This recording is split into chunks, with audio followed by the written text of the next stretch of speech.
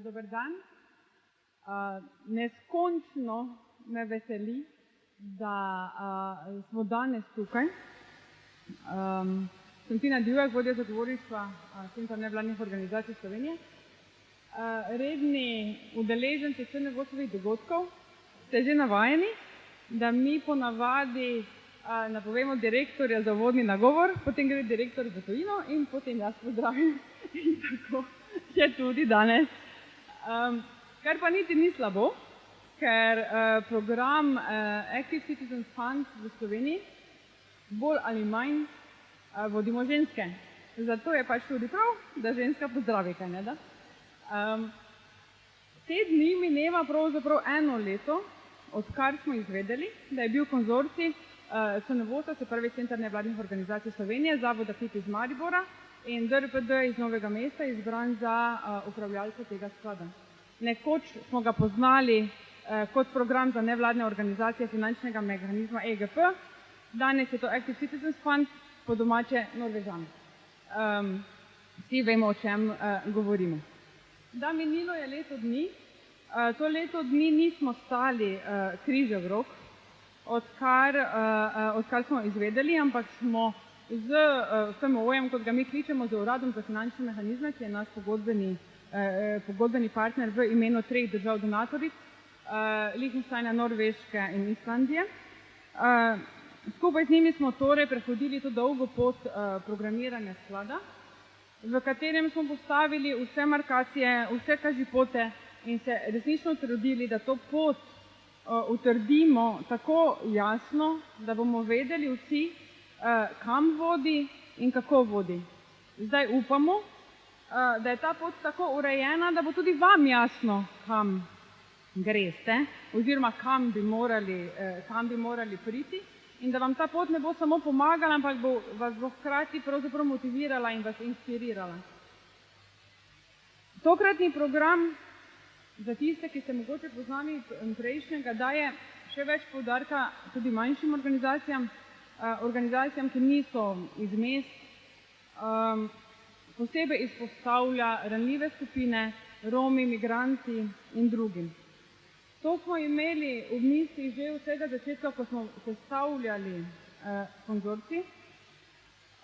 Zato mislimo, da to partnerstvo CNVOS-a kot krovne mreže in 2 regionalnih stičišč je absolutno pripravljeno in sposobno nuditi strokovno in zelo široko podporo tako velikim kot malim nevladnim organizacijam.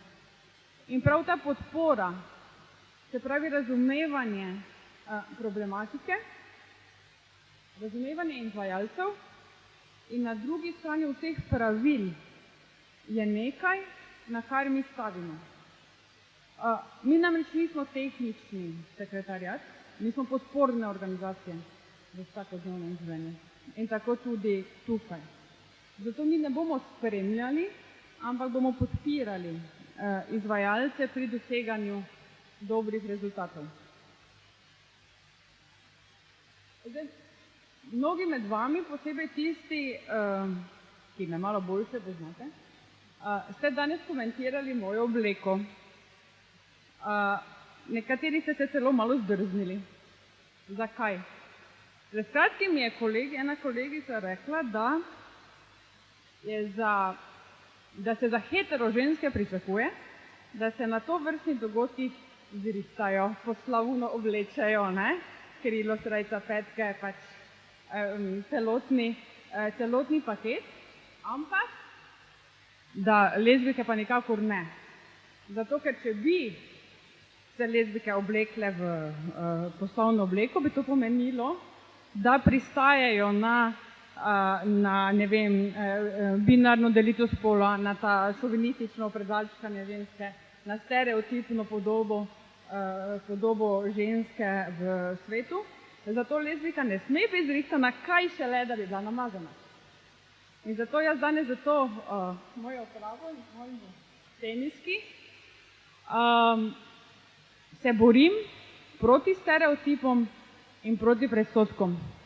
Tako predsodkom v večinski skupnosti, če hočete, kot predsodkom in stereotipom, ki obstajajo znotraj posameznih skupin, zato, ker je prav borba proti predsodkom, proti stereotipom, proti diskriminaciji, za človekove pravice, za ranljive skupine, jedro programa Active Citizens Fund v Sloveniji. Hvala.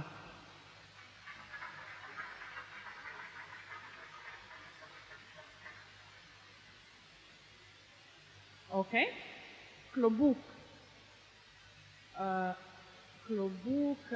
iz uvodnega nagovora na mesto direktorja v moderatorja današnjega srečanja. Skratka, kaj je torej ta program Active Citizens Fund v Sloveniji? Gre za program, ki ga, kot sem omenila, 3 države donatorice, Norveška, Liechtenstein in Islandija, financirajo v 15 državah upravičencah in Slovenija je ena izmed njih. Smo torej del širšega dežnika, če hočete. Vsi smo na istem čolnu. Skratka, kaj je ideja, kaj